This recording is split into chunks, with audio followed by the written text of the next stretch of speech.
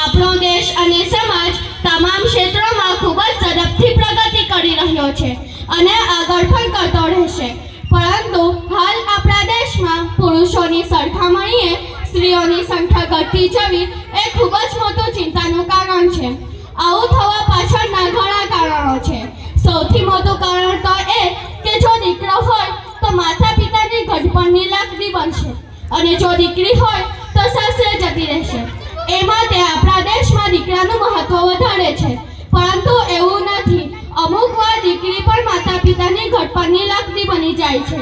દીકરો તો ઘડપણની લાકડી છે જ, પરંતુ દીકરી ના બની શકે એ માનવું ખોટું છે.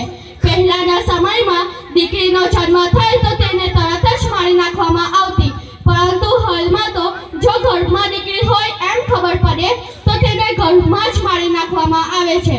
આ તો આભાર માનવામાં આવે છે સરકારનો કે સરકારે સ્ત્રી ભ્રૂણ હત્યા વિરુદ્ધ ઝુંબેશ ઉઠાવવા આપણને સક્રિય રહેવાની જરૂર છે. સમગ્ર ભારતમાં દીકરીઓને શિક્ષિત બનાવવા અને દીકરીઓની ભ્રૂણ હત્યા દૂર કરવા માટે આપણા દેશના PM દ્વારા 22મી જાન્યુઆરી 2015ના રોજ હરિયાણા પાણીપત શહેરથી બેટી બચાવો બેટી પઢાઓ યોજના શરૂ કરવામાં આવી છે.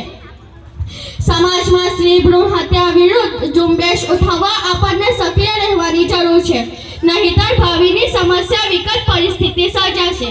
દુનિયામાં સ્ત્રી જ ન હોય તો સંસાર વંશવેલો કશું જ સંભવિત નથી. માતા, બહેન, પત્ની વગેરે સ્ત્રીઓથી જ સંસાર ટકી રહ્યો છે. બેટા બેટી એક સમાન એ આપણું મંત્ર હોવો જોઈએ. ચાલો દીકરીના જન્મનો ઉત્સવ મનાવીએ. હું તમને વિનંતી કરું છું કે જો તમારે ત્યાં દીકરીનો જન્મ થાય તો તે માટે ખુશી મનાવજો. અસ્તુ. જય હિન્દ, જય ભારત. Very good.